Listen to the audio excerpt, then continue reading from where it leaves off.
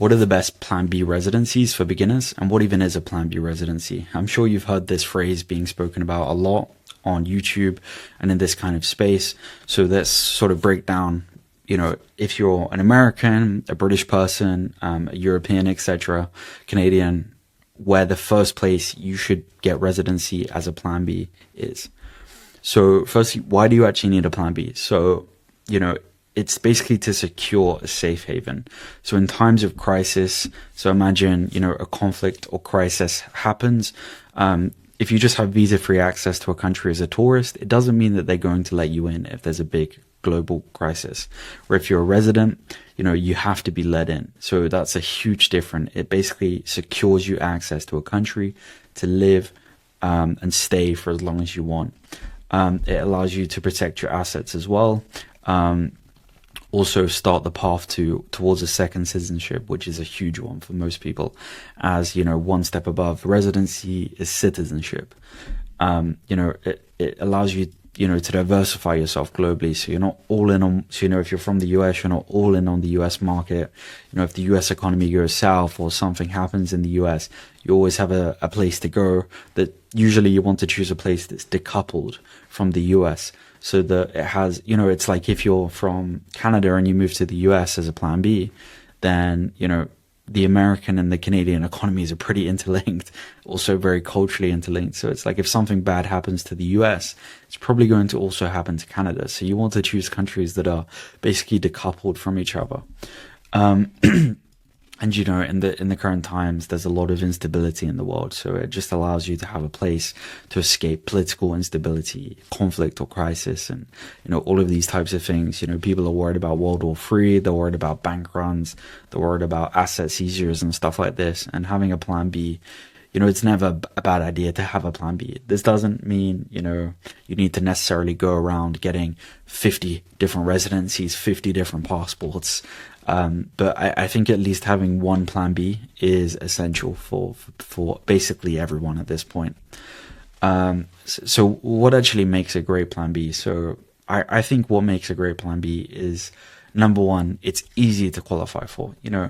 If you're just starting out, you don't want to have to invest, hundreds of thousands of dollars in a country. You don't want to have to wait years for processing and, all of that stuff. You want someone that's easy to qualify for. You also want a streamlined application process. We help with application processes and, the whole entire process from start to finish of getting you the residency. So if you want help with that, you can book a call down below and, figure out which options work best for you.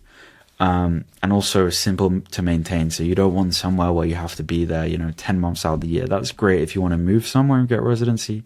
But if you just want the residency as a Plan B, you want somewhere where you have to basically spend low or no physical presence, in the country per year to be able to renew it.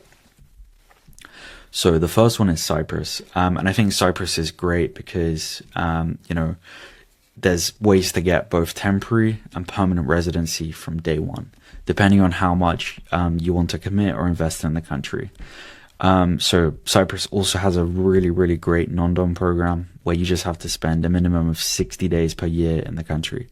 So, if you want to spend the summer in Cyprus or something like this, it's very easy to spend 60 days per year there, which would allow you to become a tax resident in Cyprus and potentially lower your taxes. So there's basically residency options through incorporating a company and employing yourself. There's also a really easy one for people that have passive income. You have to show, around 12,000 euros and you get a residence permit.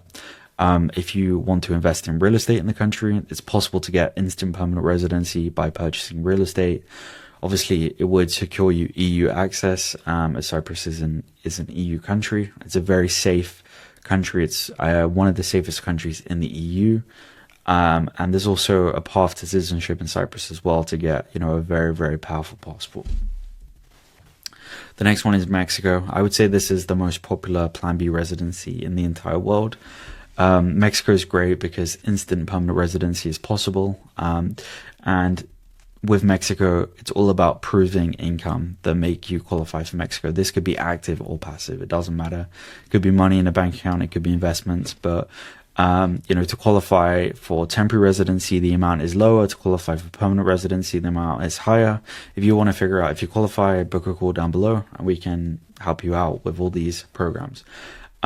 So there's no physical presence requirements to maintain residency in Mexico or to become a permanent resident, which is great because you can get the residency and just basically, whenever you want to go there or use it, you can. There's no, I have to be in Mexico for X amount of days per year. It's very flexible on that. And also a very high value citizenship. If you're looking to work towards citizenship in Mexico, it's very easy to get citizenship there.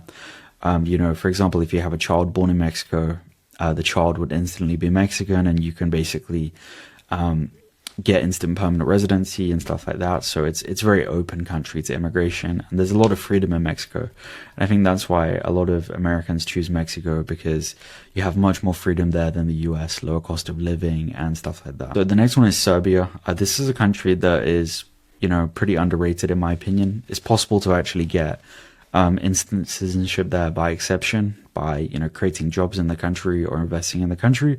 But if you just want to get residency, it's very easy. You can get residency by investing as little as $1,000 in real estate or opening a company and paying yourself a very minimal salary. So it's a very easy residency to qualify. It's also very safe and developed. It's an EU candidate country, so right now it's a pretty good bridge between Eastern and Western Europe, in my opinion. It's pretty friendly with the EU, and it's also pretty friendly with Russia and some more Eastern countries like China as well. So it's a pretty good play for a country that's kind of trying to be in the middle and not commit fully to one side. And you have like a lot of personal freedoms in Serbia. It's a very free, very modern country, very safe. And also in the capital of Belgrade, very high English proficiency. I recently spent some time in Belgrade and I was very surprised by how many people speak English, more than some EU countries. You can get around completely fine with just English in Serbia. There's also tax benefits in Serbia. And yeah, I think Serbia is a really good option for a plan B in Europe that's non-EU. So Panama, very popular. It's always been very popular. They used to have, a very popular program where you put a very small $5,000 deposit in a bank account and got instant permanent residency. It's a bit more difficult now to get permanent residency, very easy to get temporary residency. But a lot of people choose Panama. Obviously it's tax-free, highly developed, very well-connected place. I really like Panama's airport. It's great for doing, flying between South America and North America to just have a stopover. Copper Airlines is a very good airline, lay-fat business class on their 737s. It also just became a Mercosur member. So this basically means that now Panamanian citizens and Mercosur citizens, etc., can live in each other's countries, just kind of like similar to the EU in that sense. Minimal time on the ground to maintain residency. Also very excellent banking. It's very easy as well to set up a company in Panama anonymously, and there's a lot of benefits in terms of banking, business, and tax in Panama. So if you're into business, tax, and stuff like that, Panama can make a very good option for a plan B. The last one is Paraguay, and this makes sense for a certain type of person. It's obviously very popular. A lot of people talk about it. A lot of people come to us to get residency in Paraguay. So it's a very geopolitically neutral country. It's not really on many people's radars. It's not trying to get involved in conflicts worldwide and stuff like that. It's kind of makes sense as a perfect World War III safe haven. It's right at the bottom of South America in the Southern Cone. No one's going to invade the country. It's well away from any nuclear weapons that are going to be going off and stuff like that. It's very easy to get residency there. You just have to visit for around a week, and you can get a residence permit and eventually get permanent residency and citizenship there.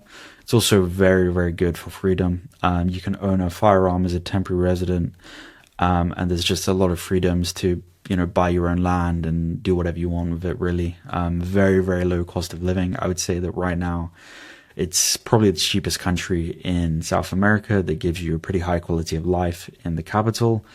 It's also a tax haven, so you can get residency there and kind of live perpetually as a digital nomad and pay 0% taxes and use Paraguay as your base in that sense. So if you're interested in any of these countries, you want to learn more about Plan B residencies, obviously there's way more out there. This is just kind of a simple breakdown. That you can book a call down below and we can see if you qualify and if we can work together.